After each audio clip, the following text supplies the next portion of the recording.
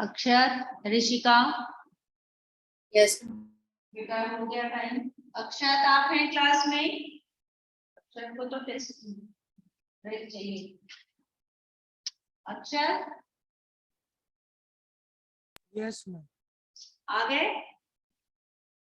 5 minute के break में क्या कर लेते हो बेटा? चलिए अब आगे हम लोग मेन पार्ट पर आते हैं। इसमें क्या है कहानी? तीसरी कसम के शिल्पकार शैलेंद्र। संगम की अद्भुत सफलता ने, संगम क्या है? मूवी का नाम है। संगम की अद्भुत सफलता ने राज कपूर में गहन आत्मविश्वास भर दिया और उसने एक साथ 4 फिल्मों के निर्माण की घोषणा की। मेरा नाम जोकर, वो चारों मूवी कौन है? मेरा नाम जोकर, अजंता, मैं और मेरा दोस्त और सत्यम शिवम सुंदरम, ये चारों ये फिल्मों के लिए इन्होंने बोला कि हाँ ठीक है मैं ये करूंगा। ये जितनी भी चीजें बेटा याद रखिएगा क्योंकि ये क्वेश्चन में भी पूछे गए हैं कि वो 4 कौन सी फिल्में थी जिसके लिए राज कपूर ने बोला था। इसके बाद पर जब 1965 को 65 बोलते हैं, पर जब 1965 में राज कपूर ने मेरा नाम जोकर का निर्माण आरंभ किया तब संभवतः उसने भी यह कल्पना नहीं की होगी कि इस फिल्म का एक ही भाग बनाने में 6 वर्षों का समय लग जाएगा। उन्होंने एक साथ 4 मूवी का बनाने का तो बोल दिया था, लेकिन जब वो मेरा नाम जोकर बनाने लगे तो उसको बनाने में, एक ही भाग को बनाने में 6 वर्षों का समय लग गया। ठीक है, इन 6 वर्षों के अंतराल में, अंतराल मतलब उसके जो बीच का अंतर था, उसमें राज कपूर द्वारा अभिनीत कई फिल्में प्रदर्शित हुई जिनमें सन 1966 में प्रदर्शित कवि शैलेंद्र की तीसरी कसम भी शामिल है। ठीक है, यह वह फिल्म है जिसमें राज कपूर ने अपने जीवन की सर्वोत्कृष्ट भूमिका अदा की है। तीसरी कसम में राज कपूर ने अपने जीवन में जितनी भी मूवी बनाई उसमें से सबसे अच्छी मूवी, मतलब सबसे अच्छी एक्टिंग इस मूवी में उन्होंने की। यही नहीं, तीसरी कसम वह फिल्म है जिसने हिंदी साहित्य की एक अत्यंत मार्मिक कृति को, साहित्य की अत्यंत मार्मिक, मार्मिक मतलब जो मन को, दिल को छू जाने वाला होता है उसको मार्मिक दृश्य या मार्मिक बोलते हैं। तो मार्मिक कृति को सेल्यूलाइट पर पूरी सार्थकता से उतारा। अब यहाँ पर ये सेल्यूलाइट का मतलब है बेटा कि उसको कैमरे में उतारना। एक तो होता है कि किसी भी कविता को पेज पर लिखना, पेपर पर लिखना, लेकिन जब उसको हम रील में, यानी आप लोगों को पता है जब मूवी, पहले की मूवी बनती थी वो रील होती थी ना, गाने चलते थे तो रील होता था उसका, कैसेट का, उसी तरह से मूवी का होता था। तो वही है कि उसको रील में उतारने को ही सेल्यूलाइट कहा जाता है। मार्मिक कृति को सेल्यूलाइट पर पूरी सार्थकता से उतारा। तीसरी कसम फिल्म नहीं, सेल्यूलाइट पर लिखी कविता थी। इसमें शैलेंद्र ने क्या कहा है कि प्रहलाद जी ने लिखा है कि ये तीसरी कसम जो थी वो ये सेल्यूलाइट पर लिखी गई कविता थी। तीसरी कसम, बोलिए मैम। ये हिंदी साहित्य की एक अत्यंत मार्मिक कृति मतलब हिंदी साहित्य क्या था? लिटरेचर? हाँ, साहित्य, लिटरेचर। तो हिंदी लिटरेचर में एक ये क्या बोले, दिल को छू जाने वाली कृति मतलब काम था ना ये, जिसको रील में उतारा गया था। इसको रील पर उतारा गया। ठीक है, साहित्य की चीजें जो थी उसको रील में, यानी वो कविता के माध्यम से लिखा जाता है या कहानी लिखते हैं, तो उस चीज को उन्होंने मूवी में लाया। मतलब हैरी पॉटर जैसा किया है। हाँ, हैरी पॉटर जैसा, हाँ बोल सकते हैं। ठीक है, तो उसको उन्होंने रील में उतारा है। तीसरी कसम शैलेंद्र के जीवन की पहली और अंतिम फिल्म है। ये याद रखना कि तीसरी कसम जो है वो शैलेंद्र की कौन सी फिल्म है, तो पहली और आखिरी फिल्म है। तीसरी कसम को राष्ट्रपति स्वर्ण पदक, अब कौन कौन सा पुरस्कार मिला ये भी आप ध्यान में रखिएगा, पेंसिल से अंडरलाइन कर लो। तीसरी कसम को राष्ट्रपति स्वर्ण पदक, मिला। बंगाल फिल्म जर्नलिस्ट एसोसिएशन द्वारा सर्वश्रेष्ठ फिल्म और कई अन्य पुरस्कारों द्वारा सम्मानित किया गया।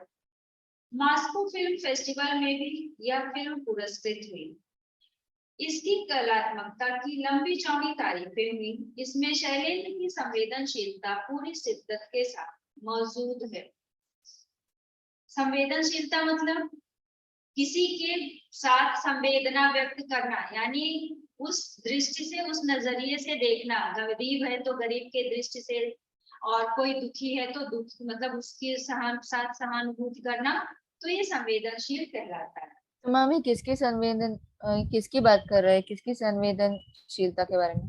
बेटा वो जो उन्होंने मतलब जो कैरेक्टर था वो उसमें पूरा अंदर घुस गए थे।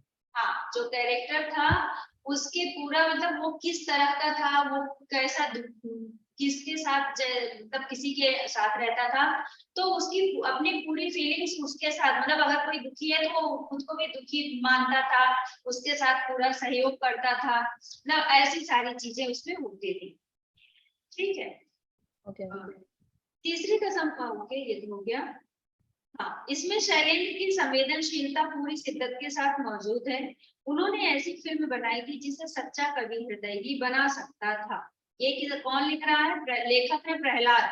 लेकिन ये शैलेंद्र की कविता थी। वो कविता मूवी किसने बनाई थी? शैलेंद्र ने बनाई थी। उसके ये एक्टर और एक्ट्रेस कौन थे? राज कपूर और वहीदा रहमान। ठीक है। शैलेंद्र ने राज कपूर की भावनाओं को शब्द दिए। राज कपूर ने अपने अनन्य सहयोगी की फिल्म में उतनी ही तन्मयता के साथ काम किया। अब ये शैलेंद्र और राज कपूर दोनों क्या थे? दोस्त थे। ठीक है। तो वही यहाँ पर है कि सहयोगी की फिल्म में उतनी ही तन्मयता मतलब मन से, अच्छे से के साथ काम किया, किसी पारिश्रमिक की अपेक्षा किए बगैर। पारिश्रमिक मतलब मेहनताना जिसको बोल सकते हैं, यानी जो हम कर रहे हैं उसके बदले में जो हम पैसे पाते हैं उसको पारिश्रमिक बोला जाता है। तो इसमें राज कपूर जी पारिश्रमिक की अपेक्षा नहीं करते थे कि वो मुझे पैसे दे, जो मैं काम करूंगा उसके पैसे वो देंगे, ऐसा वो नहीं सोचते थे। शैलेंद्र ने लिखा था कि वे राज कपूर के पास तीसरी कसम की कहानी सुनाने पहुंचे तो कहानी सुनकर उन्होंने बड़े उत्साह पूर्वक काम करना स्वीकार कर लिया।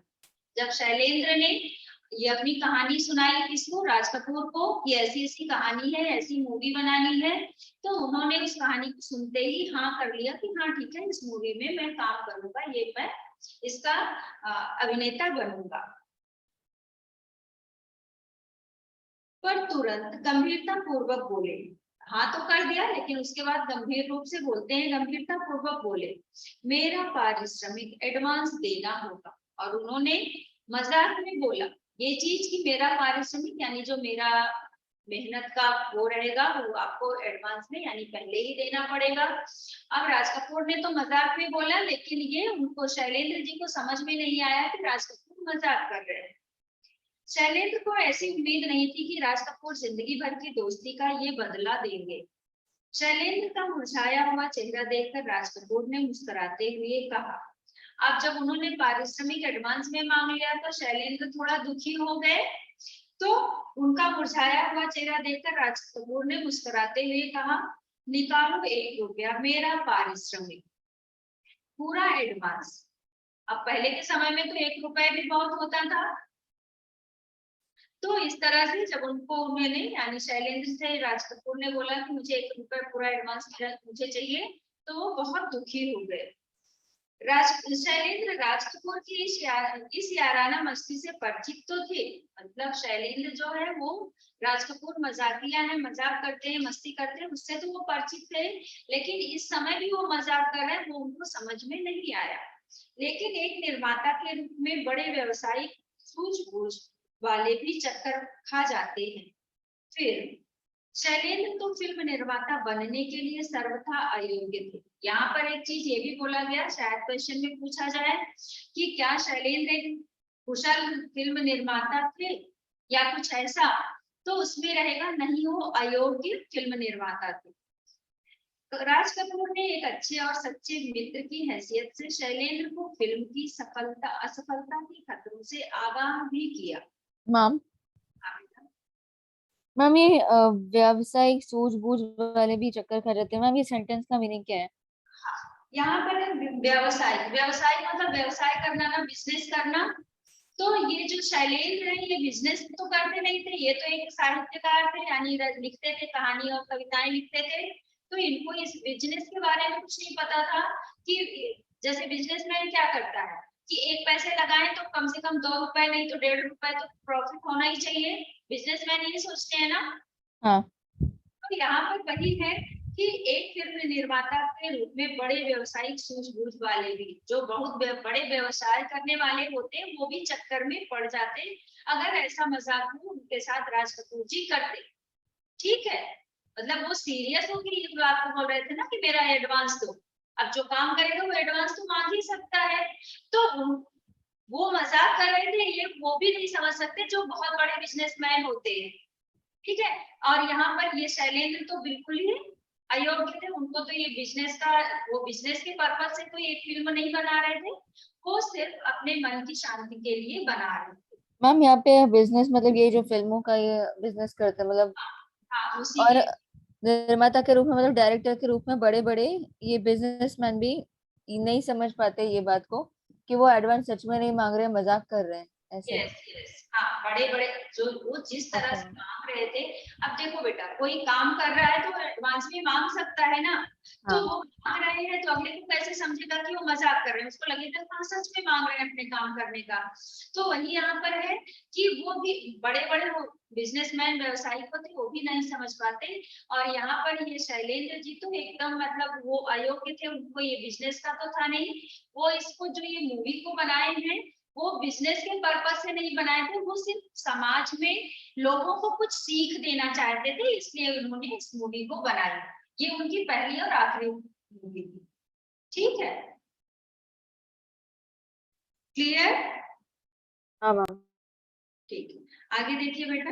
राज कपूर ने एक अच्छे और सच्चे मित्र की हैसियत से शैलेंद्र को फिल्म की असफलता के खतरों से आगा आगा मतलब उनको बताया भी कि ये मूवी जो है वो फ्लॉप जाएगी।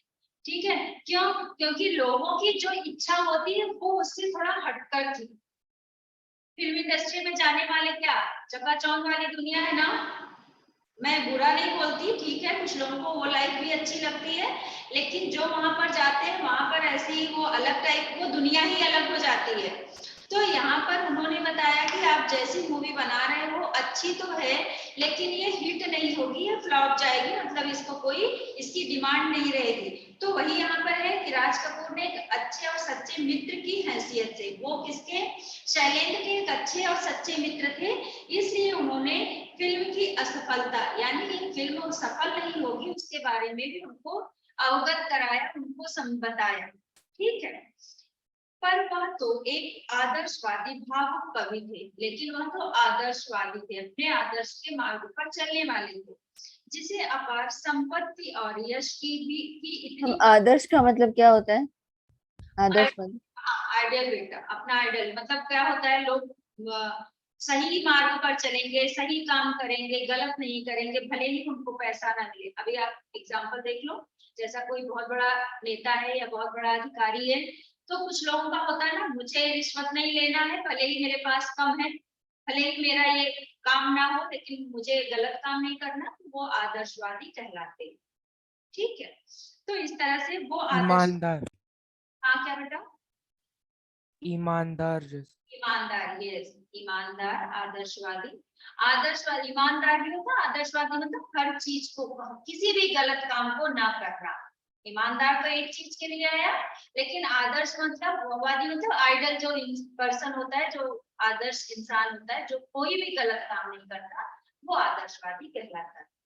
ठीक है, जिसे अपार संपत्ति और यश तक की इतनी कामना ना थी, मतलब उनको बहुत ज्यादा पैसा नहीं चाहिए था, बहुत ज्यादा उनका नाम हो ये भी उनको नहीं चाहिए था, सिर्फ वो समाज में अच्छी चीजें, समाज के लोगों को अच्छी सीख देना चाहते थे। जितनी आत्मसंतुष्टि के सुख की अभिलाषा थी, मतलब उनको अपने आत्मा की संतुष्टि के लिए उन्होंने ये मूवी बनाई थी, उससे उनको फायदा होगा नुकसान होगा इससे उनको कोई फर्क नहीं था। तीसरी कसम कितनी ही महान फिल्म क्यों ना रही हो, लेकिन यह एक दुखद सत्य है कि इसे प्रदर्शित करने के लिए बमुश्किल वितरक मिले। यहाँ पर है कि ये जो है मूवी कितनी भी अच्छी रही हो, लेकिन इसके वितरक के लिए, प्रदर्शित करने के लिए बमुश्किल वितरक मिले। वितरक मतलब क्या होता है बेटा? वितरक मतलब वितरण करने वाला। अब कोई भी मूवी जब रिलीज होती है तो उसको खरीदने वाले होते हैं ना। मैम मतलब जैसे अलग अलग स्टार जी, ये लोग सोनी, ये सब उस फिल्म को खरीदते हैं वैसे। अभी हो गया बेटा ये ना, पहले के समय में क्या होता था, पहले के समय में ये क्या बोलते हैं इसको, सिनेमा हॉल वाले होते थे, वो लोग खरीदते थे ना। अभी तो ये खरीद रहे हैं, ठीक है। तो इस तरह से उस समय में कोई उसको खरीद नहीं रहा था। क्यों? सब प्रॉफिट देखते हैं कि वो मूवी चलेगी नहीं, हमारा बिजनेस नहीं होगा, तो फायदा क्या है वो मूवी लेने से। तो इस तरह से कोई उसको खरीदने वाला नहीं मिला था, ठीक है। तो वितरक मतलब खरीदने वाला, और बमुश्किल मतलब मुश्किल। वितरक मतलब उसको वितरण करने वाला, फैलाने वाला, यानी कोई खरीद कर फिर वो लोगों को देता ना कि तुम चलाओ ऐसा करके। तो इस तरह से कोई उसको खरीदने वाला नहीं मिला जो कि हर जगह फैला। हाँ, वितरक मतलब खरीदने वाला कि वो खरीद के और लोगों को देता, ठीक है। और बमुश्किल मतलब बहुत मुश्किल था। बहुत मुश्किल से, बमुश्किल, ठीक है। यहाँ पर बमुश्किल वितरक मिले, बहुत मुश्किल से उसके वितरक मिले, यानी वितरण करने वाले, उसको चलाने वाले मिले। बावजूद इसके कि तीसरी कसम में राज कपूर और वहीदा रहमान जैसे नामजद सितारे थे।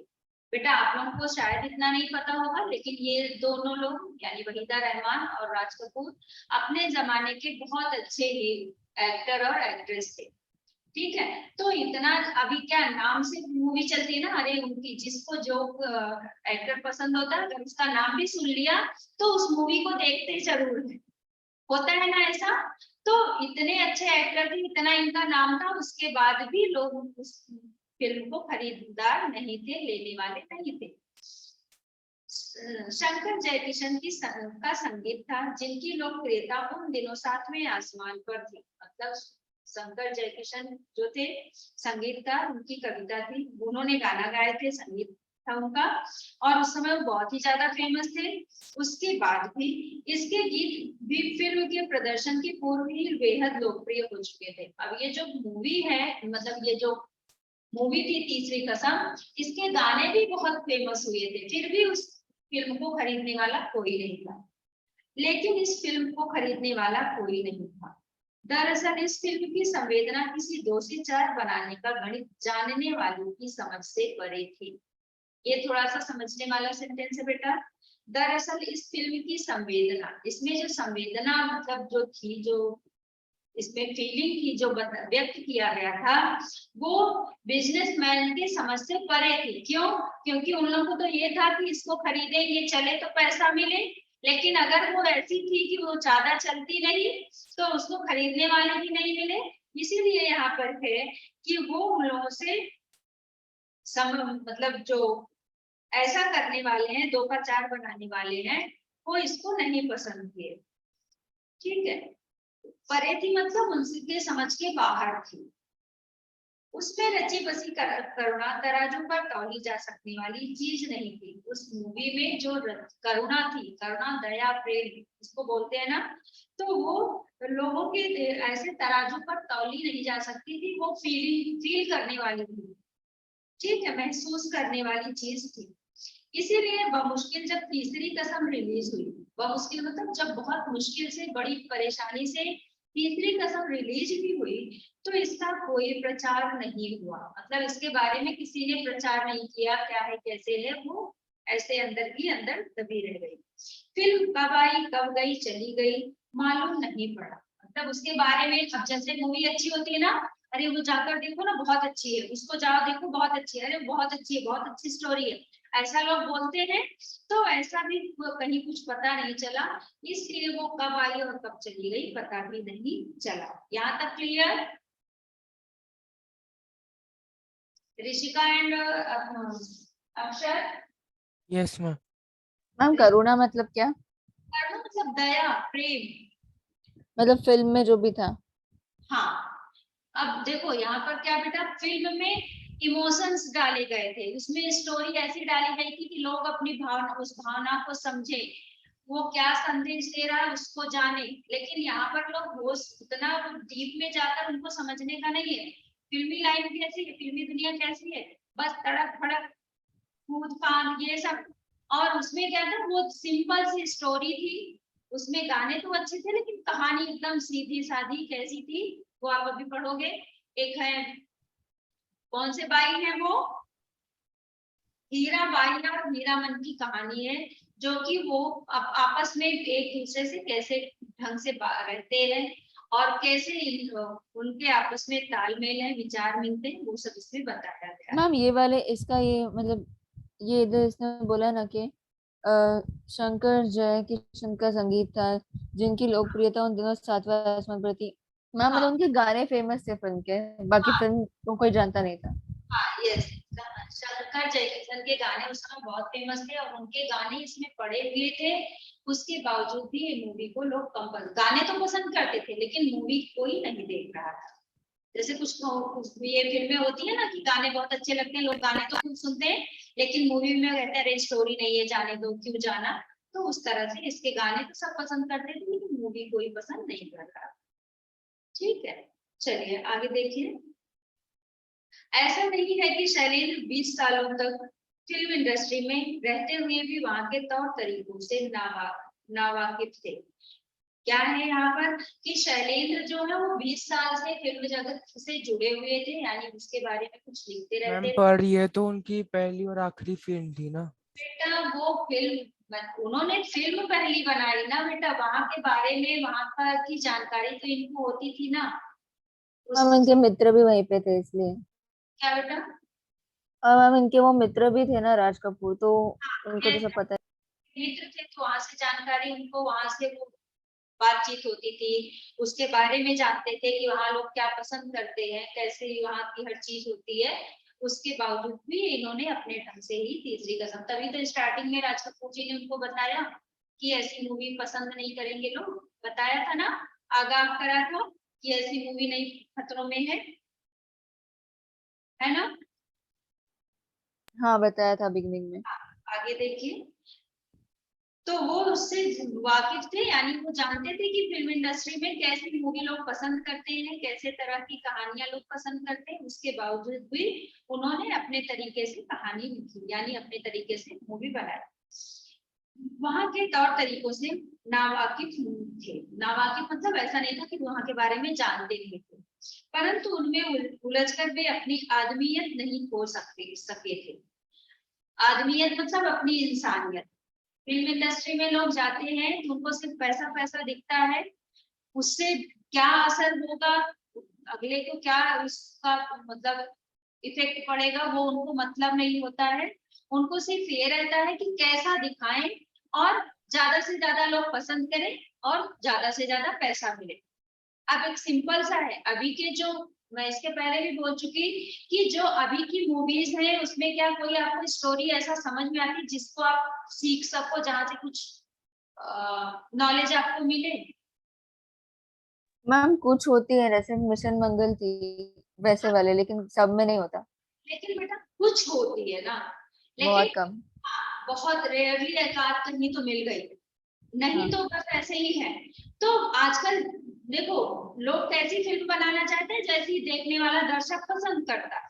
हाँ। वो अपने पैसे की चाह में रहते हैं, वो ऐसी ऐसी मूवी बनाते हैं कि चले, भले ही उसका बैड इफेक्ट पड़े, वो उससे मतलब रखते हैं। लेकिन यहाँ पर शैलेंद्र को क्या था, उनको ये समाज को सीख देनी थी, और वो पैसे के चक्कर में नहीं थे, वो अपनी चीजों को लोगों के सामने रखना चाहते थे, और इससे उनको आत्मा की संतुष्टि मिलती, आत्मसंतुष्टि मिलती, इसलिए वो उन्होंने ऐसा किया।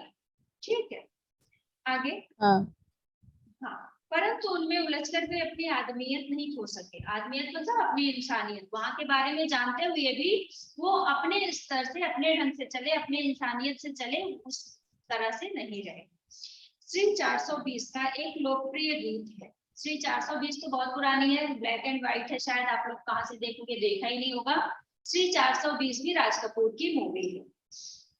इसका एक गाना है, प्यार हुआ इकरार हुआ, प्यार से फिर क्यों डरता है दिल।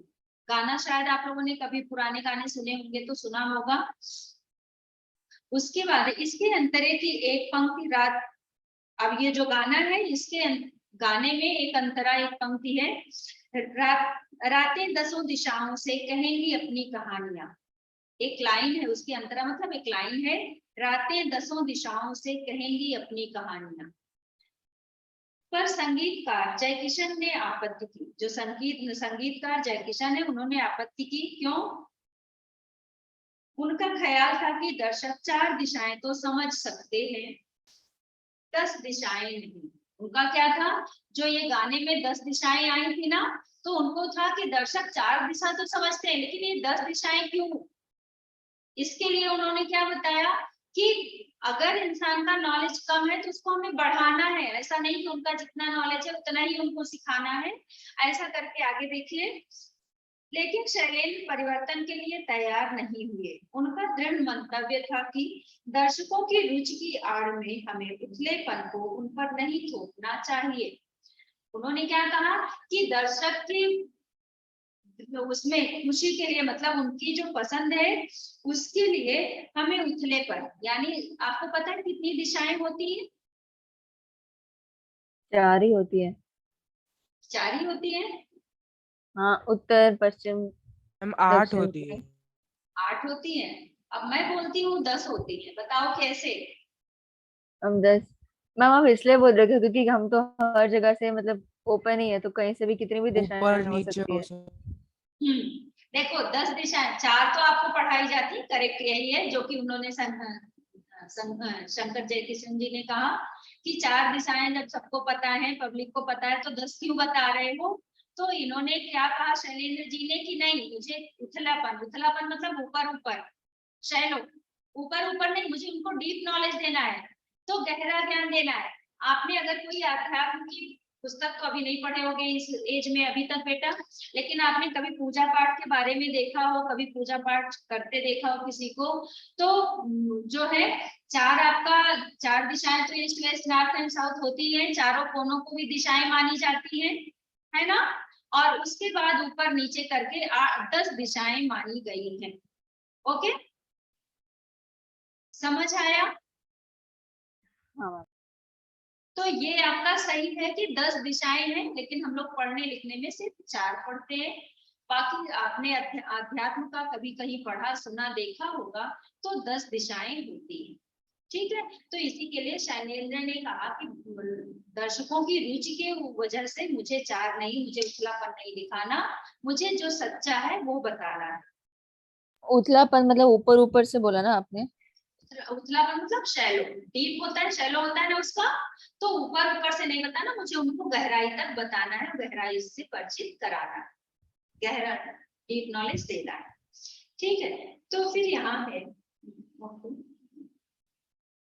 लेकिन शैलेंद्र परिवर्तन के लिए तैयार नहीं हुए। उनका दृढ़ मंतव्य था कि दर्शकों की रुचि की आड़ में हमें उथलेपन को उन पर नहीं थोपना चाहिए। कलाकार का यह कर्तव्य भी है कि वह उपभोक्ता की रुचियों का परिष्कार करे। कलाकार का क्या है कि जो चाहता है दर्शक उसका परिष्कार करे और सच्चाई से उसको अवगत कराए। ऐसा नहीं कि किसी को उल्टे सीधे गाने या उल्टी सीधी चीजें पसंद है तो हमें वही करना चाहिए, हमें सच्चाई से सही रास्ते को दिखाना चाहिए। हम उपभोक्ता का मतलब क्या था? उपभोक्ता मतलब जो चाहता है। जो चाहता है। और परिष्कार? परिष्कार मतलब वो मना करना, मतलब इसका एक एग्जैक्ट मीनिंग परिष्कार मतलब त्याग करना होता है। ठीक है, उसको हटाना, रुचियों का परिष्कार करने का प्रयत्न करे और उनका यकीन गलती, सॉरी, और उनका यकीन गलत नहीं था। यही नहीं, वे बहुत अच्छे गीत भी जो उन्होंने लिखे बेहद लोकप्रिय हुए। शैलेंद्र ने झूठे अभिजात्य को कभी नहीं अपनाया। उन्होंने क्या कहा, झूठी चीजों को, मतलब अभी क्या है, लोग कुछ भी उल्टा सीधा करके अच्छा दिखाते हैं, तो उनको था कि वो झूठी चीजें नहीं लाएंगे, चाहे वो पसंद करें लोग या ना करें, लेकिन वो सच्चाई सही चीजें ही सामने लाएंगे, लोगों को दिखाएंगे। तो अभिजात्य का एग्जैक्ट मीनिंग हम क्या लिखेंगे? आपने झूठी चीजें बोला, लेकिन Yes. उसका कुछ मीनिंग? अभिजात्य को कभी नहीं अपनाया। अभिजात्य मतलब पाए झूठी जाने बातें। अभिजात्य मतलब परिष्कृत, जो उन्होंने मना किया हुआ, परिष्कार मतलब त्याग किया हुआ, झूठे अभिजात्य को कभी नहीं अपनाएंगे। मतलब जो झूठी बातें उनको नहीं अपनाएंगे, वैसे ना, अभी जैसे 4 बोला था वैसे। हाँ बेटा, हाँ, नहीं अपनाया। उनके गीत भाव प्रवण थे, दुरूह थे। मतलब भाव प्रवण मतलब फीलिंग देने वाले, फील करने वाले। उनके गीत भाव प्रवण थे, दुरूह थे, यानी वो भूले नहीं जा सकते थे। मेरा जूता है जापानी, ये गाना सुना है आप लोगों ने कभी? हाँ मैम। ये तो बहुत ही फेमस गाना है राज कपूर का। मेरा जूता है जापानी, ये पत्तून इंग्लिस्तानी, सिर पे लाल टोपी रूसी, फिर भी दिल है हिंदुस्तानी। Yes ma'am. यह गीत शैलेंद्र ने ही लिख सकते थे। मतलब ये गीत किसने लिखा है? शैलेंद्र ने ही लिखा है। तो वही है कि यह गीत शैलेंद्र ही लिख सकते थे। शांत नदी का प्रवाह और समुद्र की गहराई हुए हुए, यह गाना जो है एकदम शांत समुद्र, यानी बहुत शांत ढंग से और बहुत मतलब गहराई, यानी उस गाने में बहुत मीनिंगफुल है। कहने का मतलब कि वो गाना जो है वो बिल्कुल शांत है और बहुत मीनिंगफुल है। अगर उसको ध्यान से जो समझे वो समझ सकता है। यही विशेषता उनकी जिंदगी की थी और यही उन्होंने अपनी फिल्म के द्वारा भी साबित किया था। मतलब जैसे वो गाने में उन्होंने शांति और ऐसा दिखाया पूरा, उसी तरह से उनकी जिंदगी में भी था और यही उन्होंने अपनी इस फिल्म यानी तीसरी कसम में भी दिखाया। यहाँ तक क्लियर? मैम तो शांत और मीनिंगफुल लाइफ थी उनकी वैसे।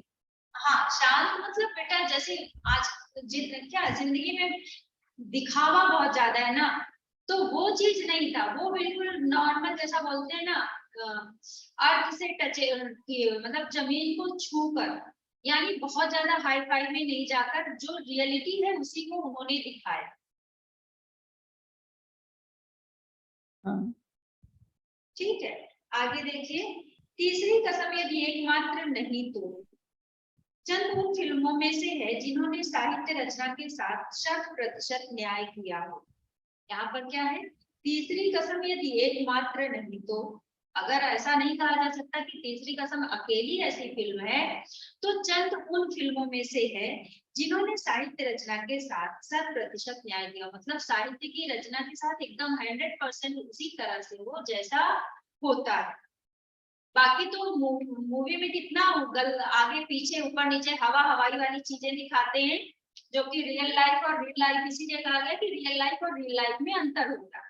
लेकिन इसमें इन्होंने एकदम वही दिखाया जो रियल लाइफ में होता है। ठीक है, अपनी मूवी में भी रियल लाइफ पूरा दिखाया है। ठीक। शैलेंद्र ने राज कपूर जैसे स्टार को हीरामन बना दिया। यहाँ पर है शैलेंद्र जो है, उन्होंने अपनी फिल्म में राज कपूर जो कि बहुत ही फेमस उस समय के अभिनेता थे और जो कि शोमैन के नाम से फेमस हो चुके थे, प्रसिद्ध हो चुके थे, उनको इन्होंने क्या बना दिया? हीरामन। हीरामन कौन है? उनको हीरामन का नाम दिया। जो मूवी बनाई तो उसमें जैसा होता है ना, मूवी में नाम देते हैं। अब रियल नेम इनका अपना खुद का नाम तो राज कपूर है, लेकिन जो मूवी का नाम दिया वो कौन सा नाम दिया? हीरामन। हीरामन बना दिया था। हीरामन पर राज कपूर हावी ना हो सका। अब जो हीरामन है, राज कपूर उसमें अपनी छाप नहीं डाल सके, बल्कि राज कपूर पर हीरामन पूरा हावी हो गया, यानी राज कपूर पूरा हीरामन बन गए। जो उनको दिया गया वो पूरी तरह से उसमें घुल गए, अपनी उनकी खुद की कुछ नहीं रही। समझ आ रहा बेटा? अभी मान लो एग्जाम्पल के लिए कि किसी बच्चे को एक गरीब मतलब किसी लड़के को गरीब बना दिया गया, तो वो बच्चा भले ही बहुत धनी बहुत अमीर हो, लेकिन अगर उसको गरीब बनाया गया तो वो गरीब की एक्टिंग बहुत अच्छे से कर रहा। तो उसी तरह से राज कपूर को हीरामन बनाया गया, तो राज कपूर खुद का उनका कुछ नहीं रहा, पूरी तरह से हीरामन बन गए। ठीक है, हीरामन पर राज कपूर हावी ना हो सका और छीट सी साड़ी, सस्ती साड़ी में लिपटी। छीट मतलब बेटा वो प्रिंट वाली होती है ना, तो उसको छीट की साड़ी बोला गया है। और छीट की सस्ती साड़ी में लिपटी हीराबाई ने वहीदा रहमान की प्रसिद्ध ऊंचाइयों को बहुत पीछे छोड़ दिया था। जो हीराबाई बनी है वो कैसे कपड़े पहनी है? प्रिंट वाली साड़ी पहनी है। और वहीदा रहमान बहुत अच्छी एक्ट्रेस थी, बहुत फेमस थी, लेकिन वो हीराबाई बनकर ही रह गई। मतलब जैसे वो वहीदा रहमान नहीं, हीराबाई ही है। कजरी नदी के किनारे उकड़ू बैठा हीरा मन। उकड़ू मतलब जानते हैं, घुटने के बल। तो कजरी नदी के किनारे उकड़ू बैठा हीरा मन जब गीत गाते हुए हीराबाई से पूछता है, मन समझती है ना आप। मतलब वो गाना गाते हुए पूछता है कि मन समझती है ना आप। तब हीराबाई जुबान से नहीं आंखों से बोलती है। अब बताओ, आंखों से भी बोला जाता है क्या? आंखों से बोलते हैं क्या? हाँ बोलते हैं ना, आंखों से हाँ। बोलते हैं, तो आंखों से पता चलता है कि आदमी गुस्सा है, खुश है, डांटना चाहता है या रोना चाहता है, आंखों से ही पता चलता है ना। तो उसी तरह से ये हीराबाई जुबान से नहीं आंखों से बोलती है। दुनिया भर के शब्द उस भाषा को अभिव्यक्ति दे सकते, ऐसी ही सूक्ष्मताओं से स्पंदित थी तीसरी कसम। अपनी मस्ती में डूबकर झूमते गाते गाड़ीवान। अपनी मस्ती में डूबकर झूमते गाते गाड़ीवान। गाड़ीवान इसमें कौन बना है? राज कपूर बने हुए हैं। और वो कौन सा गाना गा रहे हैं? चलत मुसाफिर मोह लियो रे पिंजड़े वाली मुनिया, ऐसा वो गाते हुए और गाड़ी चलाते हुए जा रहा है। और उस गाड़ी में कौन बैठा है? वहीदा रहमान यानी हीराबाई बैठी हुई। मैम मैम इस वाले सेंटेंस का क्या मीनिंग है? ऐसी ही सूक्ष्मताओं से ये वाला जो भी सेंटेंस है। बेटा ऐसी ही सूक्ष्मता, सूक्ष्मता मतलब छोटी चीजों से, स्पंदित मतलब धड़कन, मतलब छूने वाली, जो लोगों के दिल को छू जाती है, ऐसी ही है तीसरी कसम। ठीक है। अब स्पंदन के मतलब वो दिल को छूने वाली चीज है। हाँ, ऐसी yes, छोटी चीजें जो दिल को छू जाए, इससे बनी थी तीसरी कसम। हाँ, सूक्ष्मताओं मतलब छोटी छोटी चीजों से, स्पंदन मतलब धड़कन होता है, तो जो लोगों के दिलों को छू जाए, ऐसी छोटी चीज जो दूसरे के दिलों को छू जाए, वो है आपकी तीसरी कसम। ठीक है। अपनी मस्ती में डूबकर झूमते गाते गाड़ीवान। हाँ, वो झूमता गाता गाड़ीवान कौन था? हीरामन था, जो कि राज कपूर हैं। और उन्होंने ये गाना गाया। और इसके बाद टप्पल गाड़ी में हीराबाई को जाते हुए देखकर उनके पीछे दौड़ते गाते बच्चों का हुजूम। टप्पर गाड़ी, बेटा वो गाड़ी से जा रही थी पहले की, आपको पता है जिसको बोलते थे घोड़ा गाड़ी या बैलगाड़ी। और हाँ उसके ऐसा वो बना हुआ रहता था ऊपर से। तो उस हाँ बैठकर हीराबाई जा रही होती है, हीरामन वो गाड़ी चला रहा है। और इस गाना, टांगा। हाँ हाँ, बोलिए। अ, तांगा। टांगा।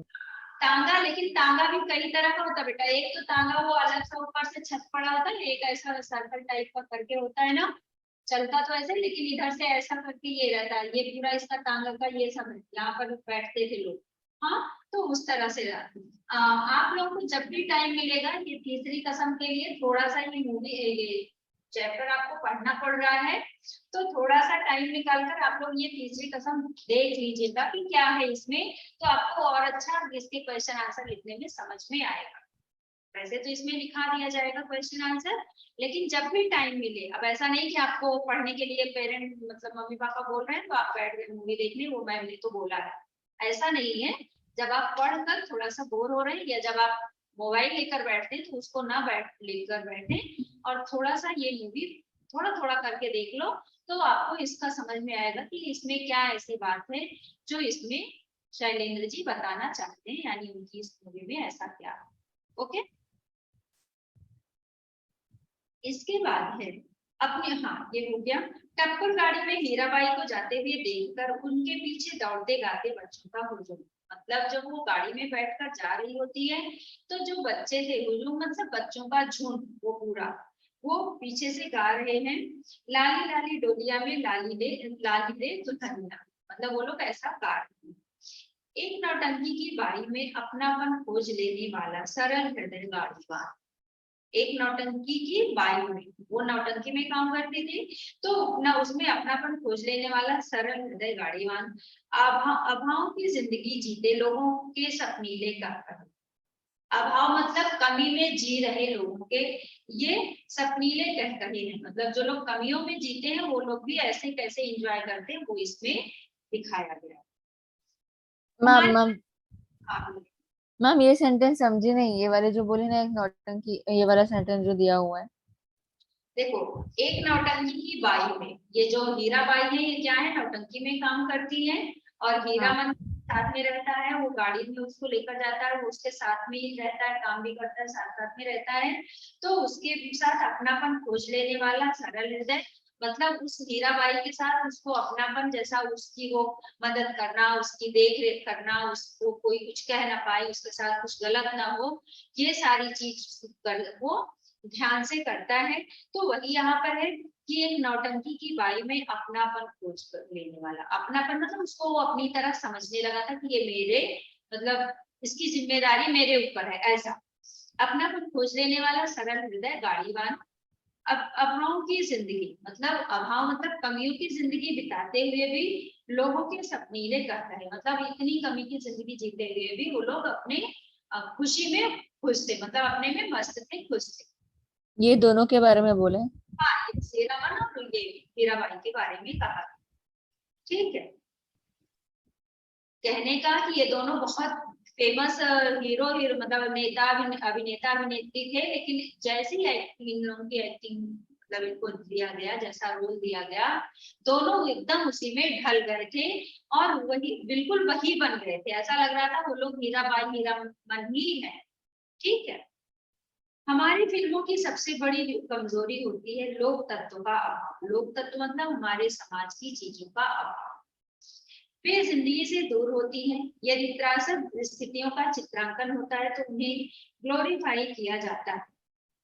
दुख ऐसा विभत्स रूप, यहाँ पर एक शब्द है बेटा, उनका ग्लोरीफाई किया जाता है। ग्लोरीफाई का मतलब है आपका प्रशंसा करना। गुणगान, प्रशंसा, यस। तो उनका उनकी प्रशंसा की जाती है, ठीक है। दुख का ऐसा विभत्स रूप प्रस्तुत होता है जो दर्शकों का भावनात्मक शोषण कर सके। हम लोक तत्व मतलब क्या था? क्या बेटा? लोक तत्व का मीनिंग क्या था?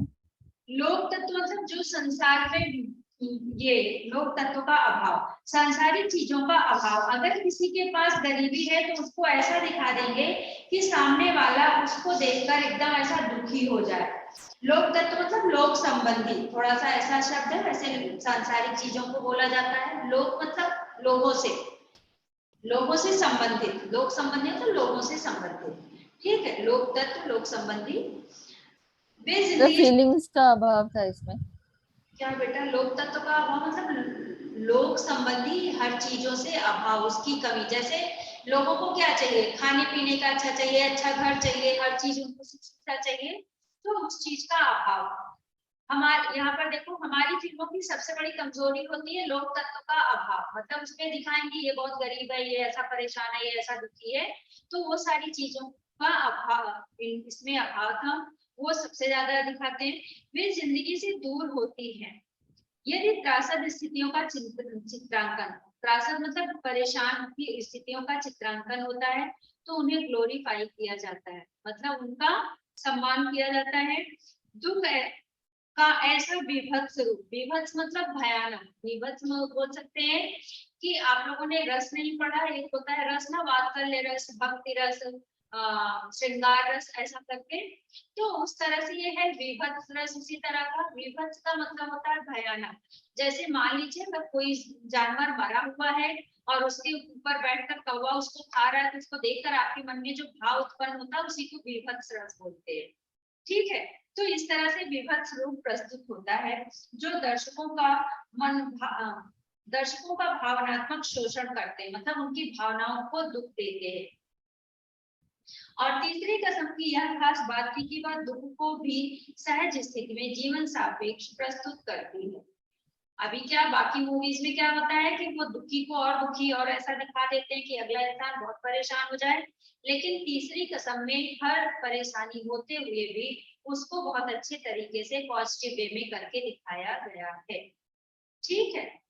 जीवन सापेक्ष प्रस्तुत किया गया, यानी जीवन में कैसे रहा जा सकता है, कैसे किया जा सकता है, उस तरह से इसको दिखाया गया। मैंने यहाँ तक क्लियर? यस, हम 1 मिनट नोट डाउन कर रही हूँ। क्या हो गया?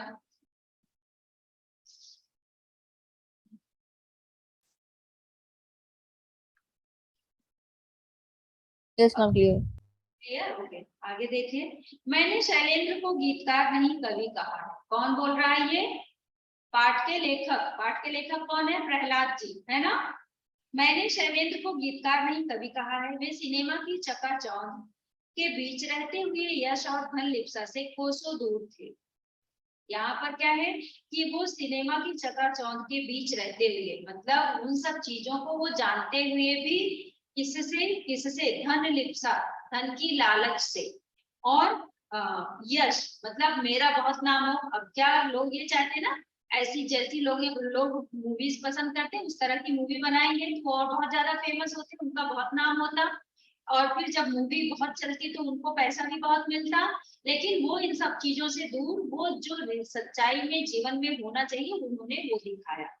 तो वही यहाँ कहा गया कि वे सिनेमा की चकाचौंध के बीच रहते हुए और धन लिप्सा से कोसों दूर थे। धन हम की ये गीतकार नहीं कवि कहा है, ऐसा क्यों बोला है? शैलेंद्र को गीतकार नहीं कवि कहा है। गीतकार नहीं कवि इसलिए कहा, कवि जो होता है बेटा जहां पर कोई भी नहीं पहुंच, जैसे कहा गया जहां न पहुंचे रवि वहां पहुंचे कवि। कवि जो होता है वो कविताएं लिखता है, वो अपनी बातें स्पष्ट करता है, मतलब वो देश दुनिया की बातें नहीं, सिर्फ अपनी कविताएं ही बताता है। तो यहाँ पर उन्होंने यही कहा कि मैंने शैलेंद्र को गीतकार नहीं कवि कहा। गीतकार जो होते हैं वो गीत लिखते हैं, कैसे भी गीत लिखते हैं, लेकिन कवि जो होता है वो जो रियल होता है वो उसके बारे में मतलब नेचुरल चीजें वो बताता है, और उस तरह से उन्होंने उनको कवि कहा। गाने में तो कुछ भी गाते हैं, लेकिन वो कवि जो होते हैं वो नेचर की चीजें ज्यादा कविताओं में लाते हैं, इसलिए उनको कवि कहा। वे सिनेमा की चकाचौंध के बीच रहते हुए यश और धन, जो बात उनकी जिंदगी में थी वही उनके गीतों में भी, मतलब जो अपनी उनकी जिंदगी में, यानी जैसे वो अपनी लाइफ में रहते थे करते थे, वही उनके गीतों में भी था।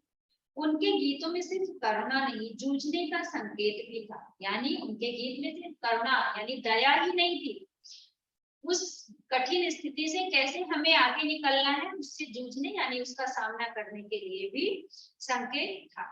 वह प्रक्रिया भी मौजूद थी जिसके तहत अपनी मंजिल तक पहुंचा जा सकता है। और वह प्रक्रिया यानी वह भी था कि कैसे आप करो कि आगे निकल सकते हो, अच्छा कर सकते हो। वह प्रक्रिया भी मौजूद थी जिसके तहत अपनी मंजिल तक पहुंचा जाता है। व्यथा आदमी को पराजित नहीं करता, उसे आगे बढ़ने का संदेश देती है। व्यथा मतलब दुख, परेशानी। जो दुख और परेशानी होती है वो इंसान को क्या करता है? पराजित नहीं करता, मतलब वो हराता नहीं है। अगर इंसान उसी दुख और परेशानी से आगे बढ़ने की कोशिश करे तो वो उसके लिए बहुत बड़ा संदेश मतलब बनता है, वो बहुत अच्छा आगे कर सकता है। ठीक है। शैलेंद्र ने तीसरी कसम को अपनी भाव प्रवणता का सर्वश्रेष्ठ तथ्य प्रदान किया। भाव प्रवणता मतलब जो उनके भाव थे, जो उनके इमोशंस थे, उन्होंने उसमें डाला। मुकेश की आवाज में शैलेंद्र का यह गीत जो अद्वितीय बन गया। अभी मैंने स्टार्टिंग में शायद नाम लिया था ना, मुकेश, किशोर, रफी, इन लोगों का। तो यहाँ पर वही है कि मुकेश की आवाज में शैलेंद्र का यह गीत तो अद्वितीय, अद्वितीय मतलब उसके समान और कोई ना हो। ठीक है, बन गया है। सजनमा बैरी हो गए हमार, चिट्ठिया हो तो हर कोई बाँचे, भाग न बाँचे कोई। ये गाना सुना है आप लोगों ने? नहीं, बहुत पुरानी मूवी है, कहाँ से सुनेंगे? नहीं सुना ना? नहीं। हाँ, तो वही है कि ये अद्वितीय मतलब ऐसा गाना आज तक नहीं बना। अभिनय के दृष्टिकोण से तीसरी कसम राज कपूर की जिंदगी की सबसे हसीन फिल्म है। जबकि राज कपूर ने इतनी मूवी बनाई, इतने फेमस थे, लेकिन अभी इसमें कहा गया है कि अभिनय की दृष्टि से जो उन्होंने इसमें एक्ट किया है, जो एक्टिंग की है, वो हर सबसे अच्छी थी। पूरी अभिनय की दृष्टिकोण से, अभिनय की दृष्टि से तीसरी कसम राज कपूर की जिंदगी की सबसे हसीन फिल्म थी, यानी सबसे अच्छी फिल्म थी।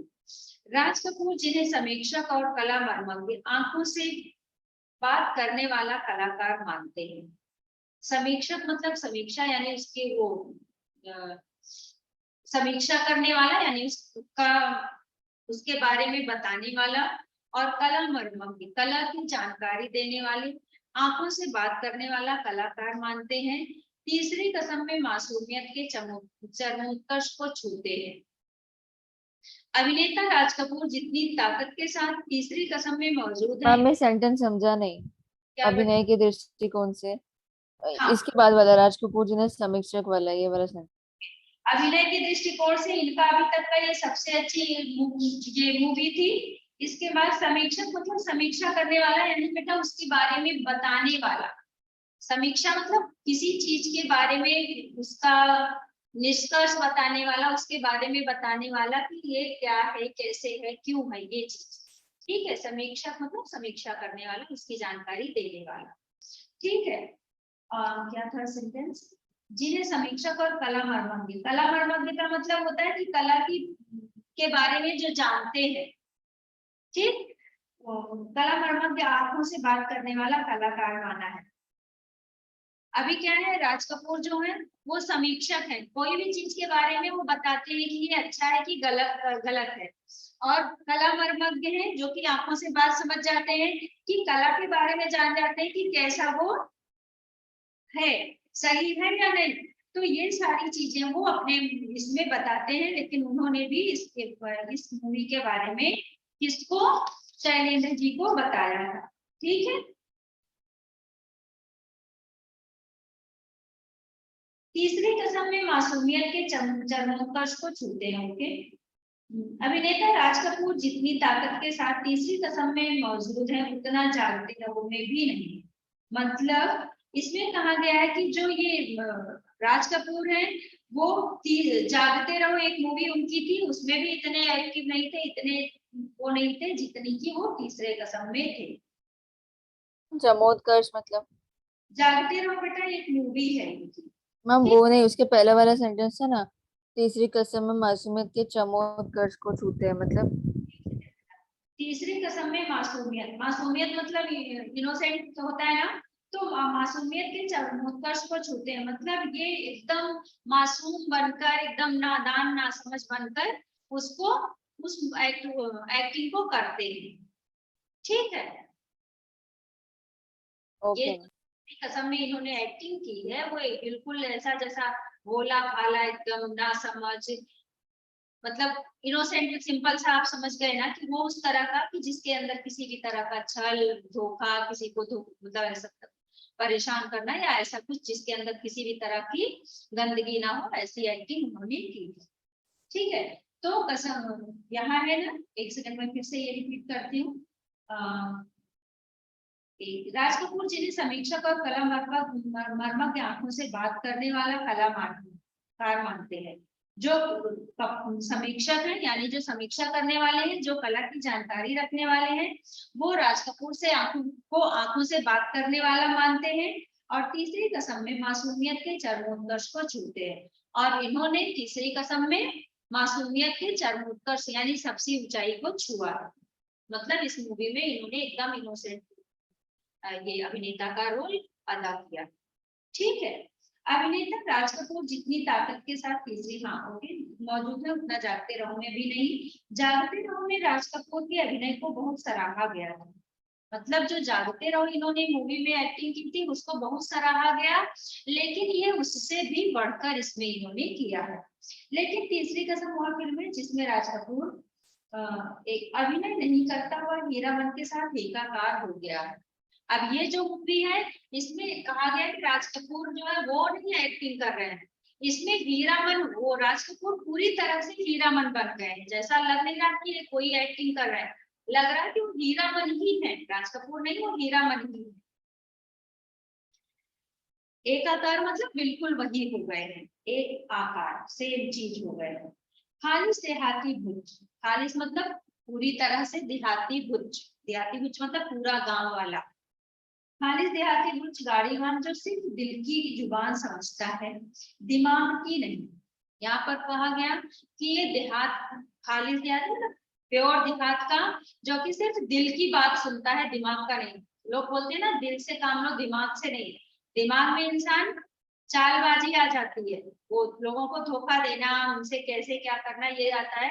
लेकिन जब इंसान दिल से काम करता है तो वो इमोशनल होकर, जब वो इमोशंस उसके रहते हैं साथ में, तो वो गलत काम करने से पहले सोचता है, यानी गलत काम नहीं करता। ठीक है, तो यहाँ पर है ओके, दिमाग का की नहीं। यहाँ तक क्लियर है बेटा आप लोगों को? हम तो मतलब एकदम ऐसे गाँव वाले का रोल करते जो दिल की बात समझते हैं, दिमाग से मतलब नहीं सोचते उतना वैसे। हाँ, दिमाग से सोचना का नहीं है, यहाँ पर कहा गया कि वो जो है सिर्फ मतलब दिल, चालाक नहीं थे।